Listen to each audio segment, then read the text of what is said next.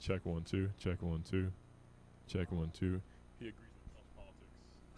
Check one two. Well, then if you reluctantly agree with something, why you agree with it? Then you don't believe in it.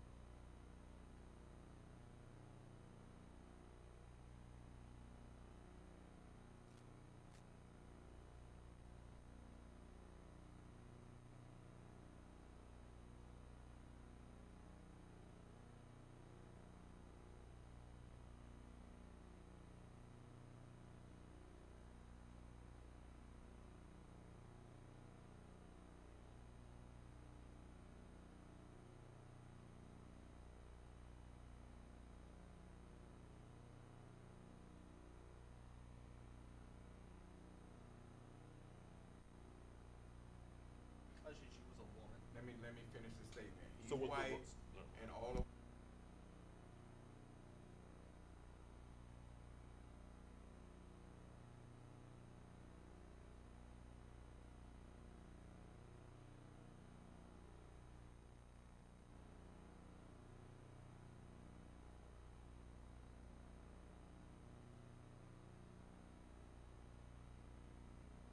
Regardless of what Trump may be, whether if he really is a I think that the people who opposed him, the way how they've been hypocritical and all that, they're no better than he is. Now, I'm not talking about.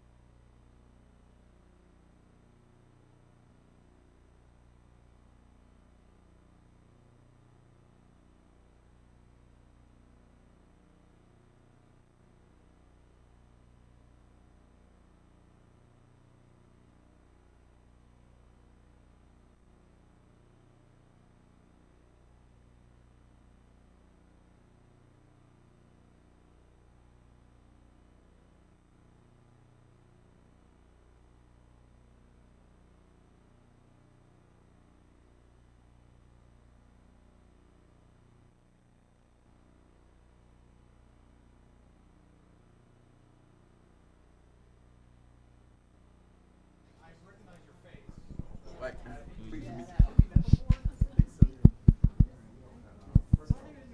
Excuse me, ladies and gentlemen, just so that we can have it in Reader Connect, can we have the emails of the staff that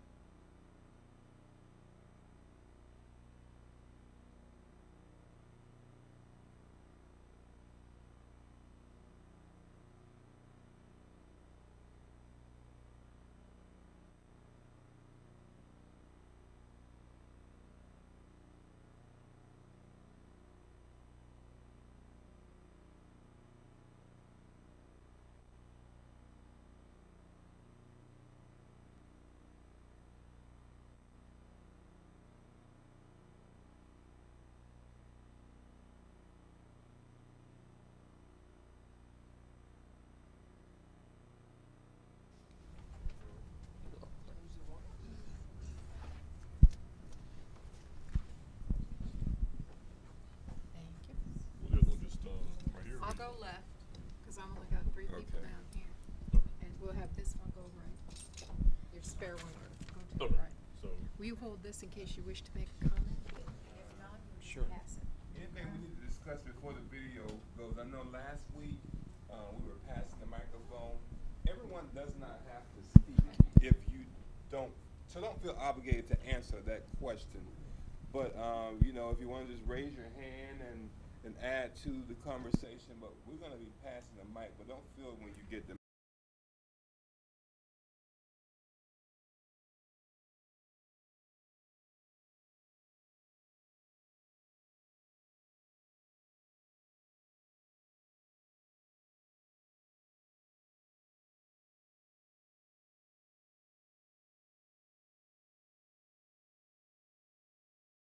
Microphone's gonna go to the left.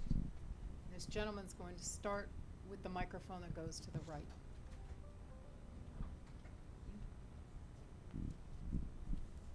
ready. When you're ready, just let us know and we'll give you a cue from Mr. Miller. And I'm the email guy, Janet Jones G. If they have questions, satellite location, email me. If you're ready. Good afternoon, everyone. We welcome everyone who is in the room. We're at SLM L309.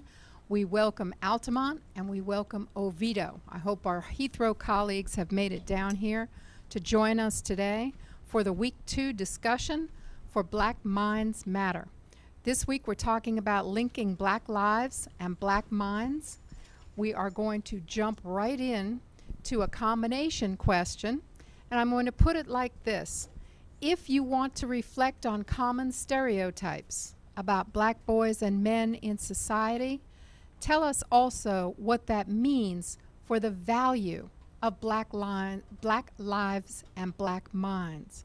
The notes that I have made from the Week 2 video include the stereotypes that we have all heard, but they are borne out by research, so they make sense for us to repeat today, and that is a greater presence of Black boys in the elementary areas with suspension rates higher than their white counterparts. And the issue that comes from that is ironic. The less they go to class, the more they are perceived as people who don't go to class and don't care about their education. So I list that as one stereotype, and I list a response as the idea of in-school suspension for real disciplinary process is acceptable, but the disparity in rates is not acceptable to me, and I think that should be part of our action plan, is working with our public schools on that rate. I'm going to pass my microphone to the left for comments, and then I'll come back to my right to start comments there.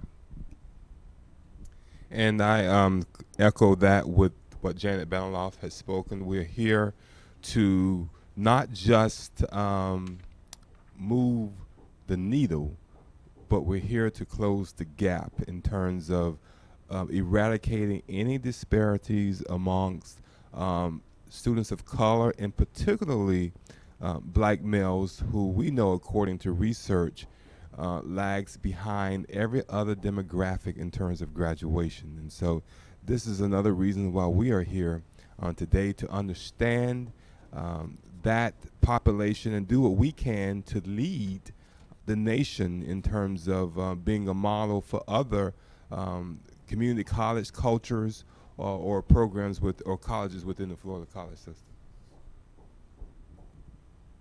Okay, I'll echo also from Dr. Jones.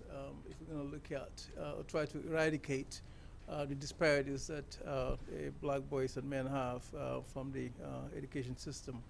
But then going back to the video, I think it's important to focus on what Dr. Wood talks about. The Black boys look through the lens of distrust, disdain, and disregard.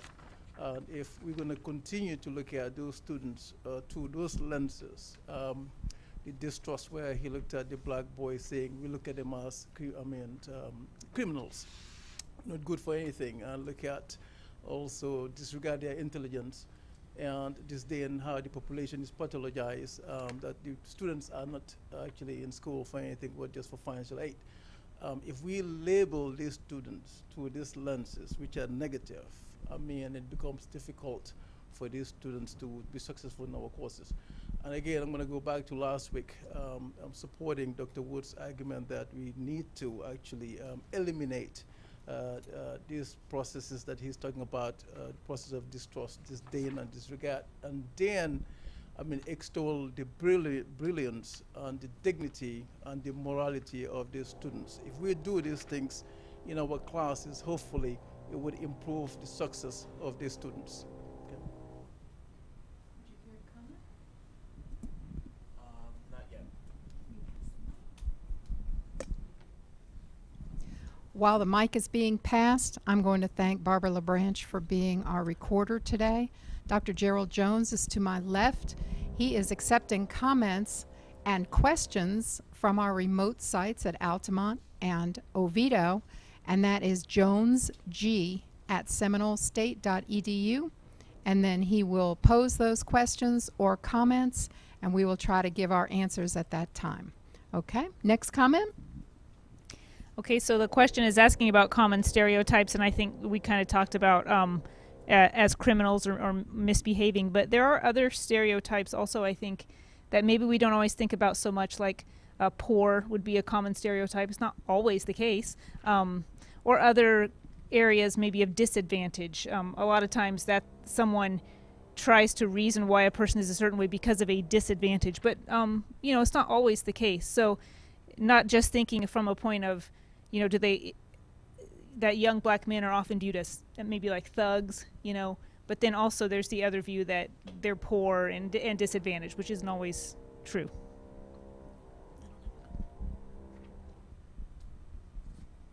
Hi, I would just like to comment that this is real, what we're discussing, and I teach science, and there's very few black males that I see actually pursuing these classes, and then when I do get them in class, I struggle with retaining them. So I'm really interested in the discussion on what can we do in our classes to appeal to these students, to have them engage more.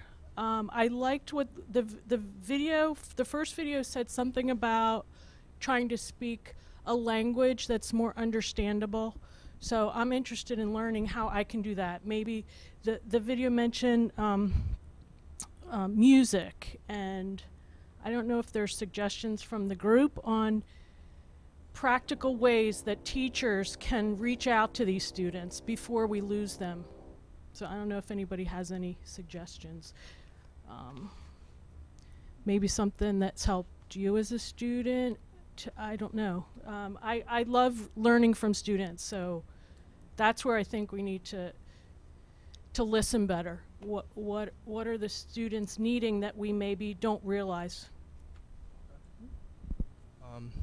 If I may, just introduce myself to everybody here. My name is Darnell Warrington. I've been enrolled at this college since 2015. I graduated from Winter Springs High School. I came off of a Seminole State College District of Trustees scholarship, so I was luckily able to be fortunate enough to be able to not really have to worry about the financial aspect of it, but it's given me opportunity to be more involved in the school, and I feel like a way where we can get more involved with the minorities at the school is just through outreach programs that we're already doing. I feel like we're doing more than when I first came to the campus. We're definitely more engaged. I feel like we have things that are available as far as like resources, and I feel like that's not as much as we could do, but it's a start. For me, I feel like I was raised here, so I had the opportunity of getting to understand the community, understand the people through just the things that were happening in the community. And I wanted to come to this college specifically so that I can be a part of something bigger that was happening. And I feel like if we have opportunities for students to do that, it would kind of help them feel that part of that communion, which is important. I feel like for people who aren't raised here, who aren't from here, I've met a lot of people from other parts that I feel like from just being at the college and understanding their perspective, which has helped me and humbled me to having, I guess, a greater understanding about, you know, other people's backgrounds. So I would like to put you on the spot and ask, what do you find engaging about the college? What have you seen as positive outreaches? Well, I joined intramural sports. I was involved in more athletics, so when I saw opportunity to be a part of the team, I took advantage of it, and from that I had more opportunities unfold. And I feel like just things like that, depending on what their major is. Me specifically, I wanted to major in something more like entertainment, and the college didn't have as many resources for that when I first came. It made it hard for me to meet other students who were passionate about that, which kind of put me in a box that I felt like was really hard to get out of. And I feel like just having ways that shows them, hey, if you're interested in this, or, you know, things that could kind of help kind of even the playing field. I feel like there's a lot of majors that focus on certain career paths that may not be as, you know, interesting, or, you know, may not be as like engaging for certain minority groups. And I feel like things like that would help What do you believe? You want to say something? Hi. Yeah, I can say something. Hi to everyone in the group and everyone on the other campuses. I'm Rashida Wilkinson. I'm president of Black Student Union. I'm a health science major, and I'm actually not from here. I'm an immigrant, but I did complete high school in Florida. And going back to your question, I would say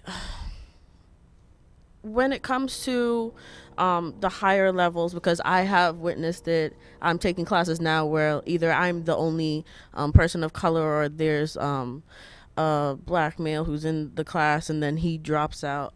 I think it comes down to, as the class gets more rigorous, that they start losing the vision of what they wanted to do initially. Like, why did they choose this major? Did they choose it because of money? Did they choose it because they were passionate about it? And especially when it comes to their passion, it can become very dim. I would say when you have all these things such as bills, outside sources, inside distractions as well, like friends who probably like to go in the game room or who aren't taking those majors. And I know that what this the college does have in terms of Hope Scholars does a good job of bringing guest speakers in, but I how can I put this? It is a good program. I've been to a couple meetings, but once they're gone, do the students still have that same passion as when they saw that role model? When it comes to certain majors, especially STEM, I think it would be a good idea to hire more black. I don't want to start any controversy, but hire more black professors in that profession, because I know when I first started my first semester, the only thing that kept me going and actually made me not be so scared of chemistry was seeing a black woman who was the first chemist, who did get not even associates but a bachelor's in chemistry, and they had her picture in the science building. I was like, oh, well, I can do that. Like, if there's a vision, if there's a goal, if there's someone there who we can go to and they most likely will understand our struggles on a personal basis, then it will help. It will definitely help. I'm going to ask our other student to introduce.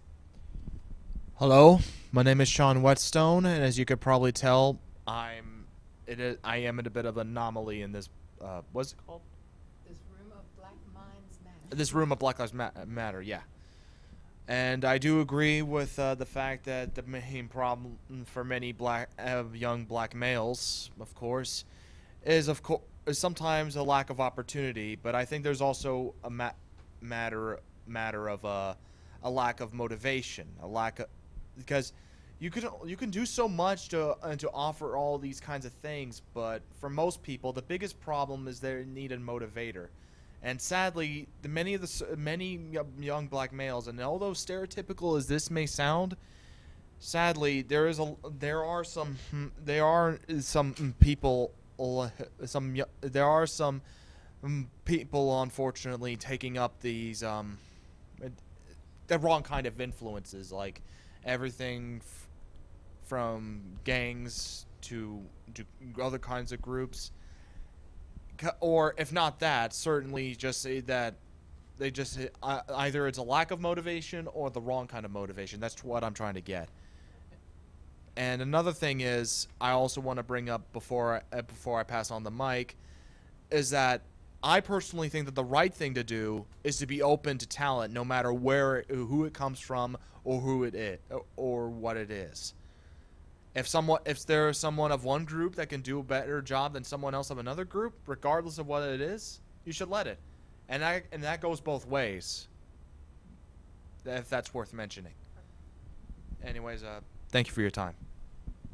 Thank you. We're going to keep on a positive note, and we're going to move to discussion question number 3, which talks about engaging in civil resistance as a tool for extolling the value of black lives. And we're going to talk about civil resistance on our campus in particular. What can we do? And I'll remind those who have not been here before that one of our goals is to provide an action plan at the end of our deliberations in December so that we can talk to executive team about things that need to be funded and programs to be put in place. So I will start this discussion of civil resistance by asking, first of all, for those faculty in the room, could you elaborate on techniques that you have used to retain students, specifically African American students, and within that group specifically African American males?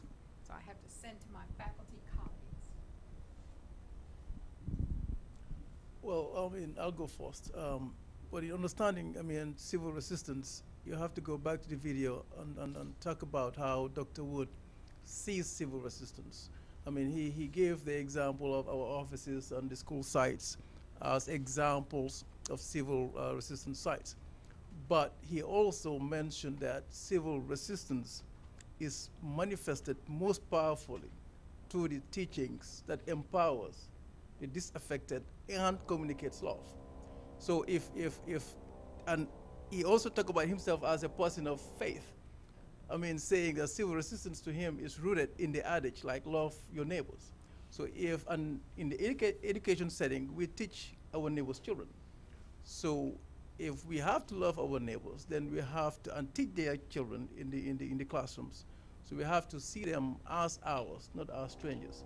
So if we love the students that come to our classrooms, all right, as our own children, and try to understand their narratives and change our perspective, okay, then hopefully we'll be able to understand their weaknesses and then support them in their education to be successful. Okay. I also want to add too regarding civil resistance that Dr. Wood and Dr. Ryan in the video, as Dr. Joe mentioned, gave us practical examples for those of us who want to put civil resistance into today's modern context. Because we're in an institution of higher learning, civil resistance has always occurred in terms of how we peacefully address issues. You know, this week we are observing Social Justice Week here at Seminole State College. And not only are we talking about Black Lives Matter, but we're doing other workshops that focuses on LGBTQ, different amendments and whatnot. But in terms of this being a platform, Institution of Higher Education has always been a platform for students to peacefully show their civil resistance, and they mentioned that in the video. Also, as Janet mentioned earlier, about the role faculty play in developing an action plan in terms of galvanizing their peers to help move the needle. They mentioned something, I wrote this down, is that teaching is a very powerful tool for civil resistance. And so we were with Dr. last week in a meeting, and she talked about the importance of faculty who, when we get these Black male students or students in general, it is the faculty who has them. And so I think that is good to see a few faculty members in the room today. And Debbie mentioned earlier about how could we take notes to find out what others are doing. But I think that we must be mindful of the video that talks about teaching being a powerful tool to speak further or to show civil resistance in action. Comments? Doesn't matter which way. I was thinking about, I teach developmental reading, so sometimes my class is not like many other courses, but challenging a student in class, and I don't mean that in any negative way, I mean just bringing them into a conversation. So if we're talking about an answer to something, not letting them just drift away. But I also think that's part of how you learn to argue. You learn to argue for an answer by being brought into arguments. So I guess my whole point is not letting them doze off or become like cocooned, too shy. And I wouldn't say that happens to all the young black men in my class. I would say a couple, as it probably does to a couple of other students as well, where they get off in their own little corners and they don't want to participate. They'll talk about how shy they are, but not letting them be shy, letting them, helping them understand how important it is to speak up, and they learn from that experience. I'll take that. Go that way.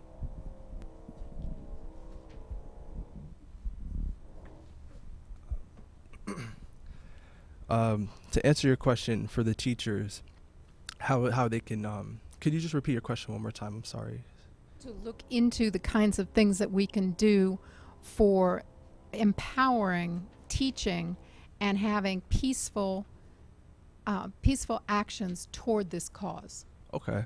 I believe it takes both to be able to do that, especially for the empowerment part. I feel like that requires a little bit of self-motivation as well from the individual.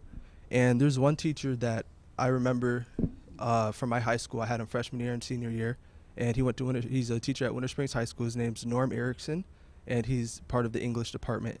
And this man, to me, I still give credit to for showing me just the appreciation that he's had, the passion that he had. It took understanding on my part. It took me wanting to find the interest, because for so long I feel like English was something that the literature was something I couldn't get into. You know, I had a way to express it, I just didn't really know how, so I didn't find the value in it. But he was able to show me it in a way where it made me more open-minded, and through that open-mindedness I feel like he was able to give me the opportunity to figure out what I found value in. And that's why to this day I realize that I'm like, you know, I'm so thankful for him. And one thing that he told me is he believes perspective is one of the most powerful things. He thinks without perspective the world is kind of just black and white. But for a teacher, I feel like that's the most powerful tool they have, is the ability to have the knowledge and then try to teach the understanding so that the students can gain wisdom. And I feel like with that, there's ways to do it. I remember all the teachers that I had, not all of them I feel like were able to do that, but it's up to the teacher to know how best they can do that. Because some students, you can use an analogy, you know, to compare something and they'll understand right away. And the other students, you kind of have to use different kinds of analogies, you know. So I feel like every student kind of has their own, you know, their own kind of unique way. But I feel like it's a learning style. Yeah, and once they do, it is empowering. Because once I did see the value in it, I was empowered to learn, you know, beyond what he was just teaching. And yeah. So. Dr. Job has a comment, and then I have a comment coming in from Altamont.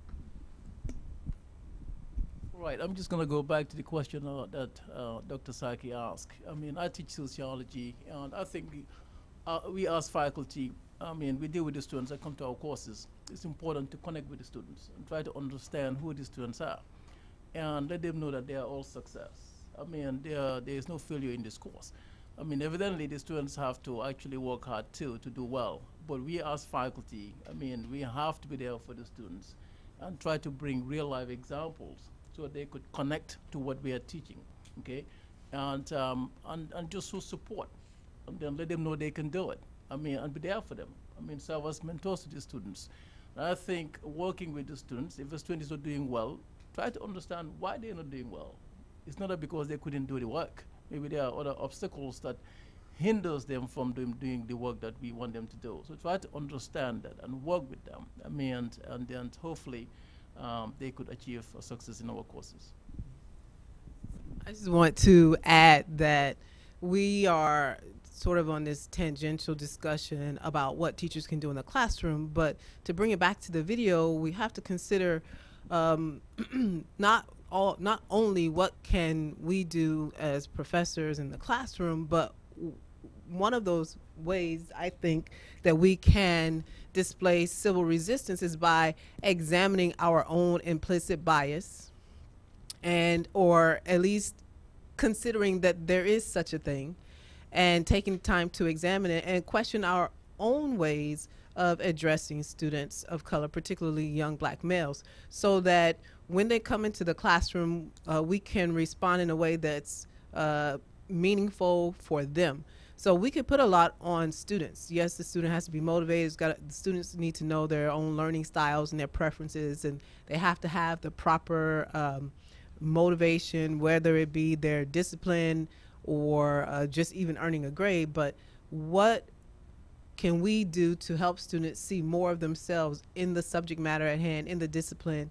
And I don't think that there's enough of that going on. So perhaps having some instruction on culturally responsive teaching, incorporating multiple facets and multiple dimensions into the discipline, so that all students feel that this is something that they can learn and can achieve. But I think part of that, again, resistance begins with examining some of the biases that we tend to have in the classroom that often are results of what we see in society. So going back to the video about the notions of criminality, the stereotypes often associated with young black males, and just the idea that we might think that we're being objective, but really so much of it is still very subjective.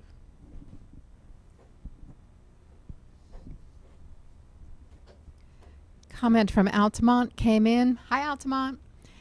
Regarding a lack of patience for the student and also the persistence of the student. And I think that translates into a lack of respect for the patience needed to teach a student something new.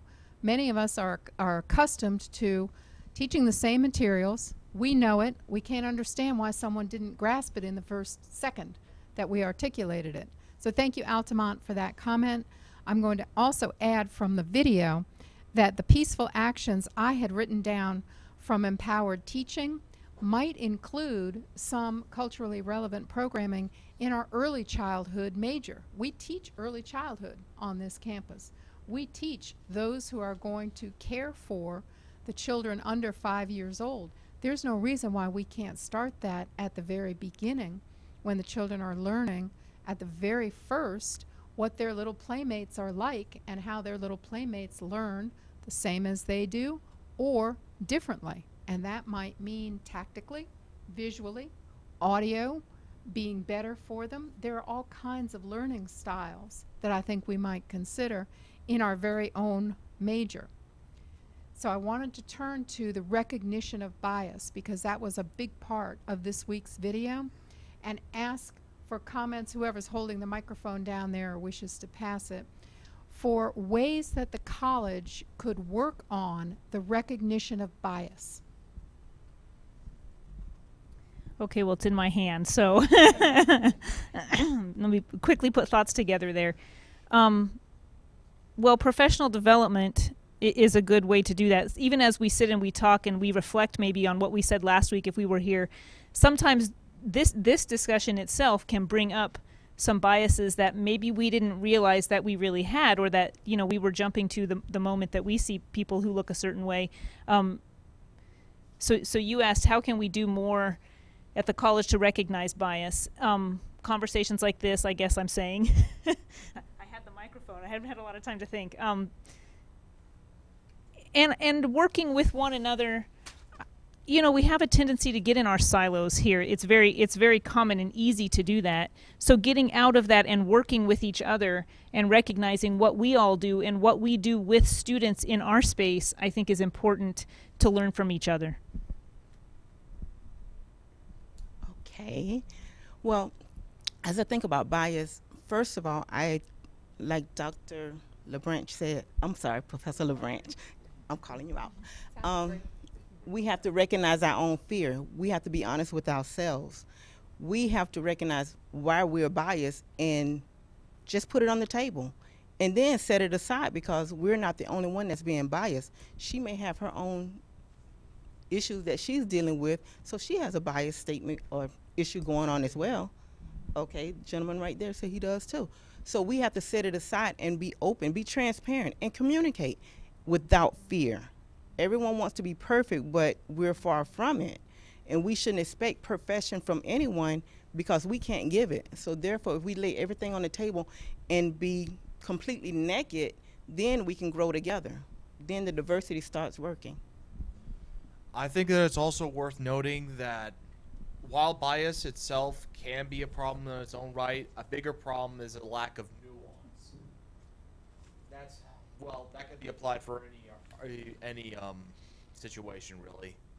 And if you don't know what nuance is, for those who are probably watching us right now, nuance is referencing whether there is a subtle difference between one thing and another. Like for instance, like comparing like in a simplistic way, it's like trying to compare one shade of red versus another. That is indeed different. Like it's like comparing scarlet to crimson. They're both subsets of red, but they are indeed two different versions of the red color, of red. Thank you. Darnell, do you have a microphone for him? Here it comes. Okay. So to address the question with the patience that the teacher or the professor was asking about with the students, I definitely feel patience is a virtue. It's something that has to be worked on, and like anything, you have to realize what it is before you can start to make those adjustments that you need so that the change can happen. And I feel like with the biases, it's the same principle applies. You have to realize, like you mentioned, like what are those issues that can be causing these biases, and then know how to understand how you can address them a certain way. I feel like we all have issues that we deal with. We all have emotions that we have to deal with, but sometimes life doesn't always give us what we need to deal with those things. And I feel like it's up to us first to help ourselves so that we can help others. And I feel like the programs that the college has are starting to implement some of those things that cause some of those conversations that may seem uncomfortable, but at the same time puts us all on that same level where we all, like you mentioned, are like naked, where we could grow from there. And there's a club that started not too long ago called the Convo Club, and it's a great club that's just pretty much you come and you talk about conversations that may be uncomfortable, but they're conversations that are open. And I feel like with the students are engaged, and I feel like that's a good start. And just more things like that, more things that make you say, okay, I know this knowledge, but how can I apply it? And then, realize, how to make the change from there. So, yeah. Ms. Cullen also had the intriguing thought, I thought, that she is not a fan of marches, even though she goes to them all the time. She was quite clear that she supports people who are having protest marches in various cities. But she advocated, it seemed to me, what she called reaching the interests of the dominant majority. And I wanted to have the microphone passed around on that to see how you felt about that theory. Is there always a necessity to react to the dominant majority to get something done? Who's holding that microphone down there?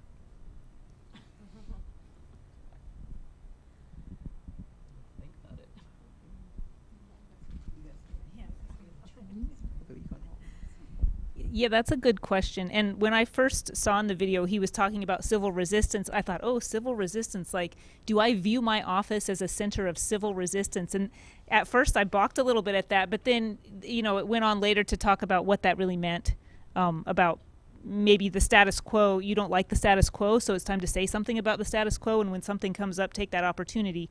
So is it always necessary? I mean, always is a tough. Is it usually necessary? How about I'll answer that. Yes, I think it is. The dominant majority has power, and to change that, in thinking about civil resistance, I went and talked to some of my friends, and I said, can you tell me instances of civil resistance where you felt it was successful? And one of my friends mentioned Dr. King, because I had mentioned, well, I mean, he's dead. He died trying to do something peaceful. Is that success? And she said, well, yes, think about the changes that happened in that time period.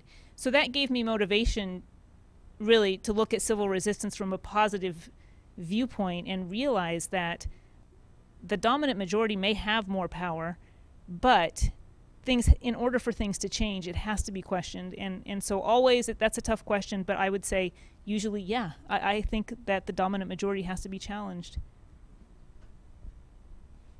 Rashida?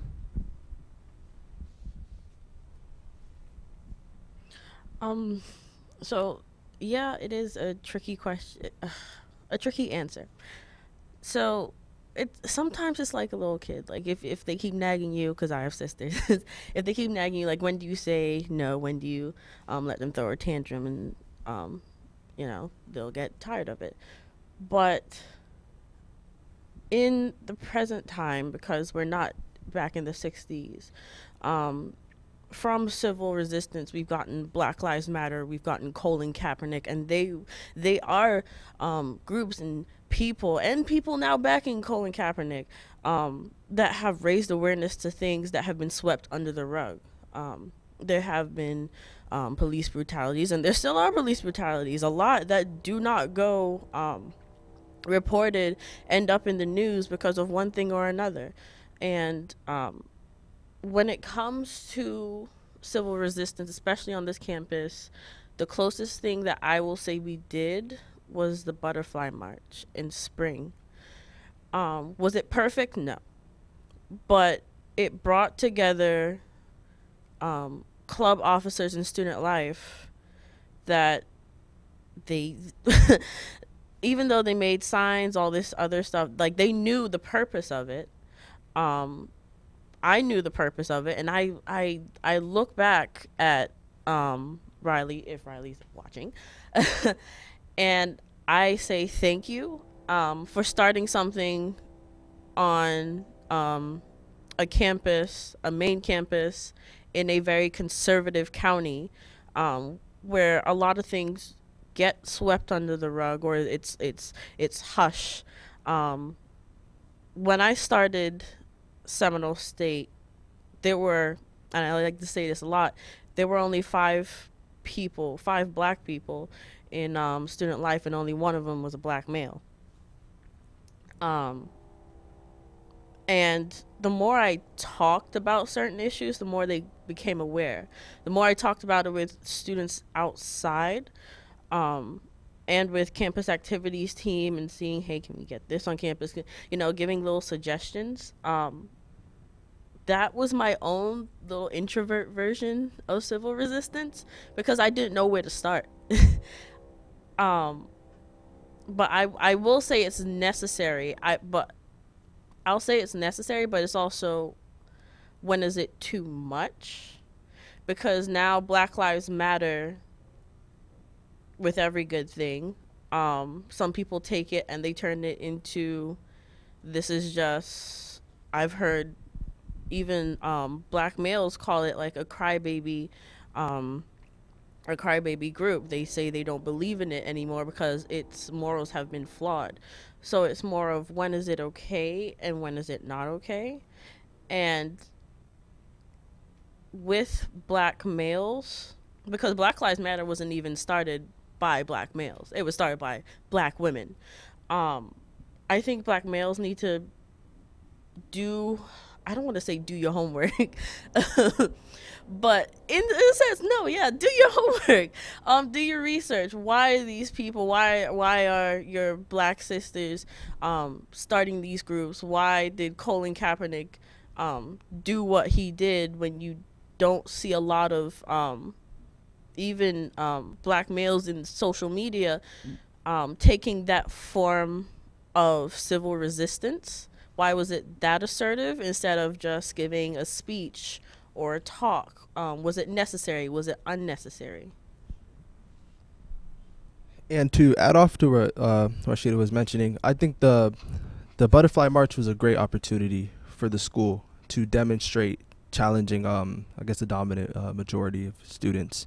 And I feel like we live in a time now where we can't just think outside the box. We have to think around the box. We have to try to understand what it is, because society is moving at a faster pace than I feel like we can adapt to at times. And it causes more stress and focus on not only the image that we're doing, but not maintaining it, but how to keep it sustaining. We don't want Black Lives Matter, the Black Lives movement, to be a fab. We want it to be something that stands for something that when people think of it, they have an image, and that image is something that is bigger than themselves, right? And I feel like that is done by the platform that we're using. And if Seminole State doesn't create that platform for the community, being one of the largest employers in Seminole County, then it's going to be harder for other individuals, other minority males to see that platform, to see that it exists. And I feel like the passion is there. Every person is valuable. They're talented. And even if they put in their 2 cents, it could go towards something larger if it's just presented in the right way. Like the example of Colin Kaepernick. That's a great example. He was at that platform, at that level where it was almost the most, not offensive, but the most like obvious way to kind of say what he felt by, kneeling during when everybody else was standing. And I feel like we don't need an example as extreme as that, but we need a platform where they understand that they have that option to do that if they want to. I just want to build off what Rashida and Daryl, is it Daryl? Darnell. Darnell. Yes. Sorry. I just wanted to mention that this is oftentimes movements like what she mentioned that Black Lives Matter started off with some understandable little concerns, but it eventually morphed into something that is a far cry to what it originally had started from. It pretty much happens with many forms of social justice, really, not just Black Lives Matter, or at least whatever came before it, which we can all accept, which was it's loosely based off of the civil rights movement of the 60s, led by guys like Martin Luther King. It's a sad thing, really, where if there is not a set consistency and there not set a set of integrity, that basically just anybody can just represent those groups regardless of what they actually say or do. Well, doing is actually more important, because actions speak. There's a reason why people say actions speak louder than words, because words can always be given a meaning, but words can always be with or without a meaning, but actions are the thing that can affect reality. Words only have the meaning if you give them. Only have meaning if you give them. Hold on. And I think it's also worth noting that, like I was saying before, with social justice, with many forms of social justice, it becomes, if it's not careful, it can all too often become a perversion of what it was meant to be. Like with how many people distrust feminism, for example. Back in the first and maybe second waves, that's when feminism actually meant something. Nowadays, many people are given the false impression that or at least what they see as false. Some other people might see as false. What I mean to say by that is that nowadays people are basically given the impression that feminism doesn't care about equal rights anymore, that it only cares about female supremacy or a very gross perversion of equality, which pretty much just amounts to retribution. Hey, and but of course, I just want to bring this problem to light, that people should be that members of any movement should be careful about not becoming what they hate, lest they become the villain they swore to destroy. And I agree with you with the action. Doing action is I think that needs to be taken. There's a necessity for it, but I feel like now there's even a more importance on how it's done, right? Because you have people who will go doing something in the belief that that's the best way to go about it, right? But there's other options available that they might not know. So you have someone who may not realize. Right. But before they realize it, they have to know that it's there, And I feel like that's, for me, I had to find the self-motivation to do that myself, because I feel like the opportunities were there, but I just didn't know about it, And there was no one, I feel like, who could really understand that perspective. But when you understand it yourself, you're able to tell other people, be a role model, be an image. And now I feel like the platforms that are there, social media, with all these things, all these different distractions, it could lead a lot of different impressions, I want to move on to Ms. Culler's next point, and her next point talked about this method that she might use instead, where she used the catchphrase, "Am I changing the material conditions for Black people?" So I'd like everyone in the room, if possible, to comment on what this college could do to wake up in the morning and say, am I changing the material conditions? For me, I'm going to go back to what I said last week, which was to be prepared for these sessions, but also to pull out the research that we did in 2013, or that was done in 2013 and 2016, and refocus on the things that talented people have already identified for the college. That's what I will put in the category of, am I changing the material conditions? And I also want to add to, am I changing the material conditions, going back to something that was said in last week's video in terms of equity, and disparities in graduation rates. Dr. Ryan showed us some profound statistics in this week's video on how black males, it takes them longer to graduate than any other demographic there is. And so as we move forward and do our groundwork here at Seminole State College, I am hoping that we are doing enough to not just move the needle, but also bridge the gap. And that is important. And it is also good to generate more allies behind this work from every walks of our campus to make sure that we achieve equity in terms of graduating more black male students and bridging that gap and not just moving the needle. All right. For me, I think just like we talked about last week, utilizing our faculty institute, to talk about race.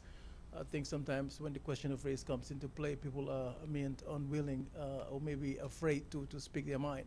I think the faculty institute, can do many workshops in understanding on the deprived privileges of black men, cultural competencies, and also the faculty also to challenge the current pedagogy. If what we're doing in the classroom is not working, then we change it.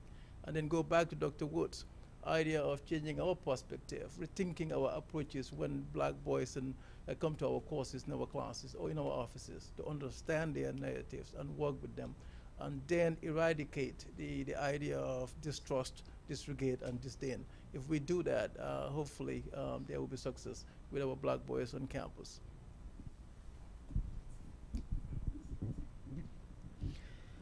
I still believe that when we consider changing the material conditions, that we have to look at the mindset of all the groups involved, and that it's not the responsibility of any one group, but the responsibility of every group. And so when we talk about the material conditions, the tangible, the things that we can see, that we have to accept, one, that it won't necessarily happen overnight, although in some instances it very well could, but have to accept that this is something that has evolved over decades and centuries of how our society deals with black males and other people, other folks of minority status. So we have to be willing to accept that this is going to be could be a time-consuming work, and be willing to dedicate the time and effort necessary to do that. But I go back to the mindset, being open-minded and being willing to recognize and understand what it will take to, as Dr. Jones has mentioned several times, to move the needle forward, but also bridge the gap.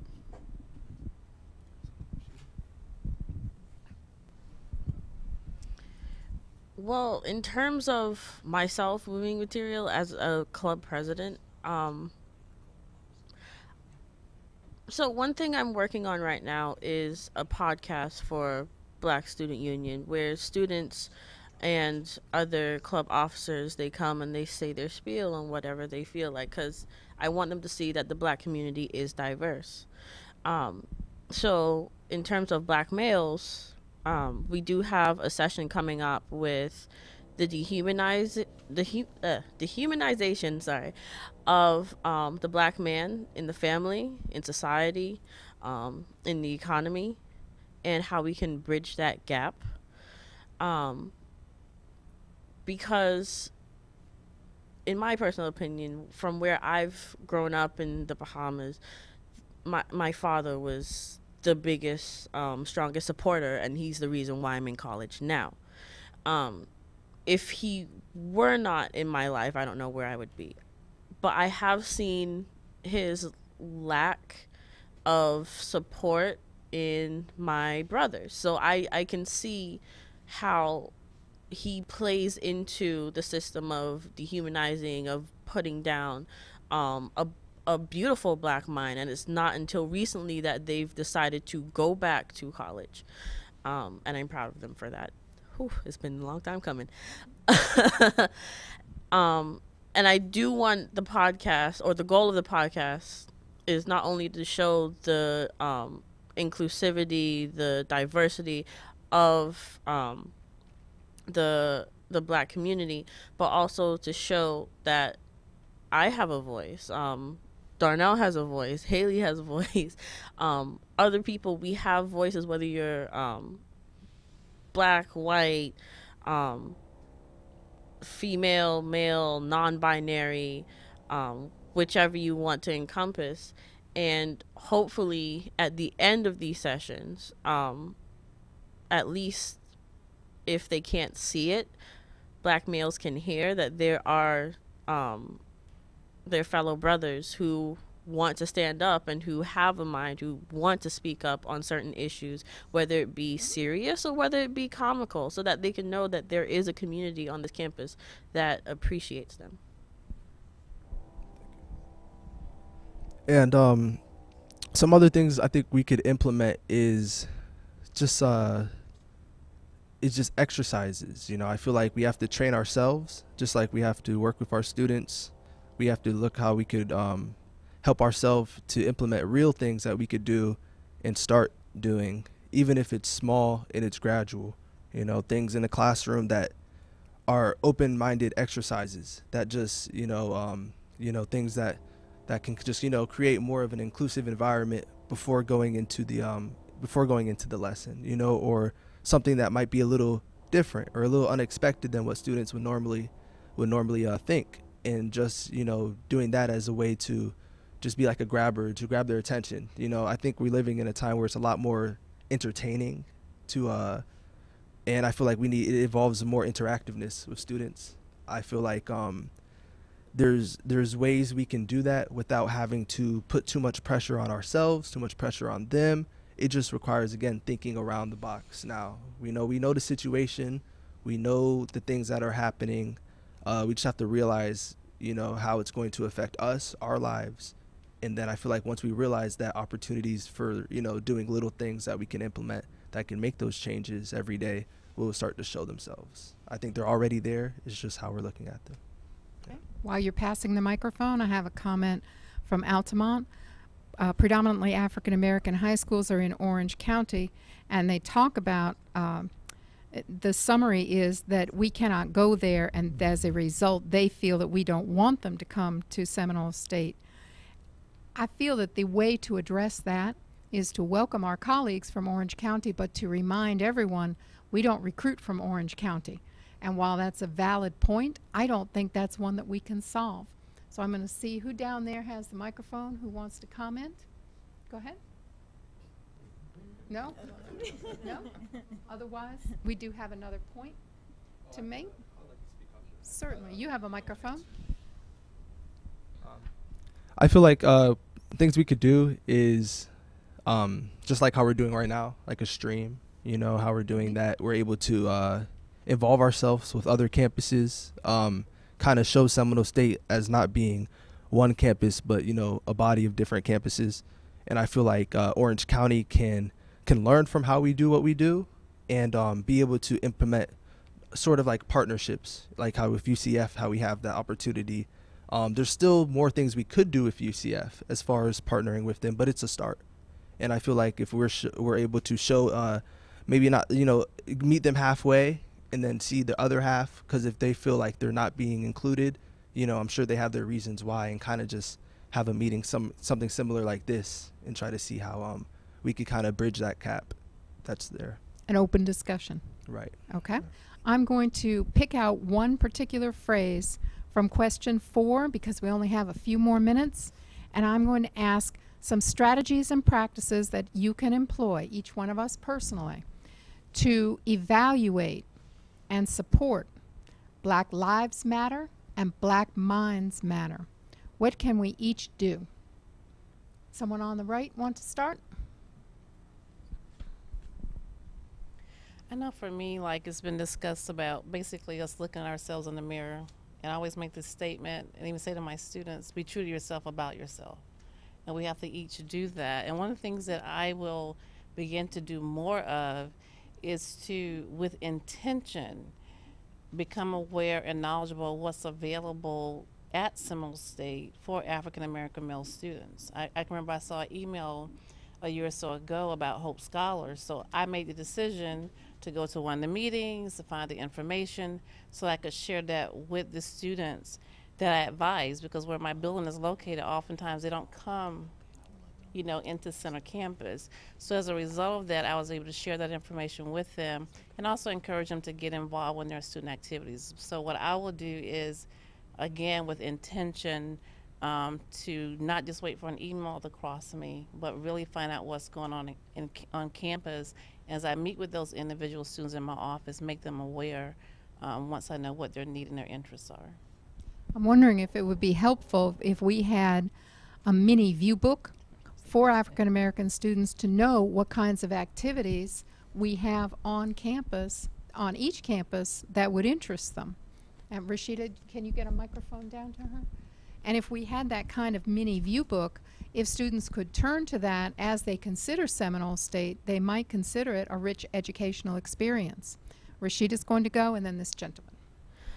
So in terms of you reaching out to other resources and getting the emails, I think as students, we need to make that push to see who are our faculty members and what we have on other campuses as well.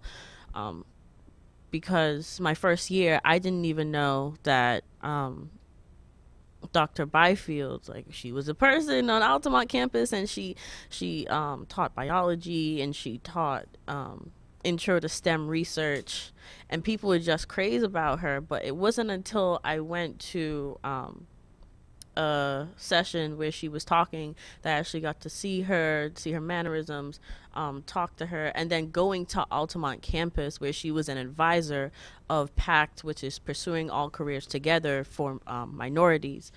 And now, like, I see her as a role model, even though I don't get to see her as much. And hopefully I get to take her class. But yeah, going to different campuses. Also, Professor Felix on the Oviedo campus, who's a math professor, she's been a huge support, not only with my club, but with other people, and I've seen how she's made a difference in certain people's lives. So just getting to know who are our faculty and staff, and seeing who can be role models in their certain way, because they can only do so much.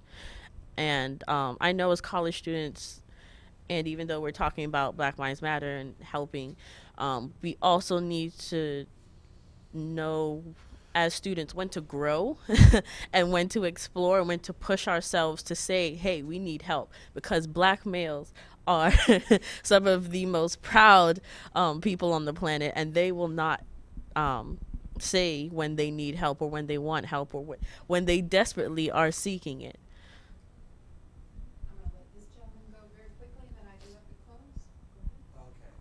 Okay, there was something I also want to bring up, the building off of what she said here. This, what's your name? Miss Smith. Miss Smith. What Miss Smith brought forth from here about looking ourselves in the mirror and having a sense of self-reflection.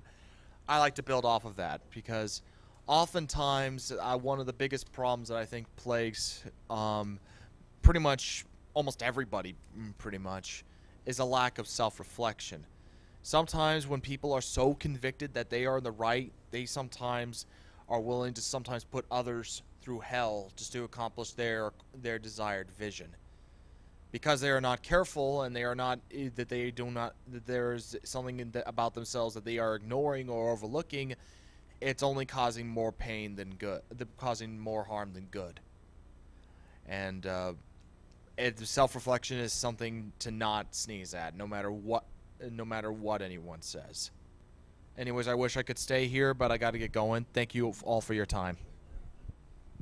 And it's my turn now to thank everyone for their participation today. We're going to be respectful of your time and close right on time, but we're going to stay a little while. I hope you'll stay at your locations if you want to continue the conversation. Thank you, Altamont. Thank you, Oviedo. Heathrow, I hope you're here or at one of the other campuses. Thank you, Barbara LaBranch, for being our recorder, and Dr. Gerald Jones for being our facilitator. For questions from the remote sites, thank you, everyone. See you next week. Bye-bye.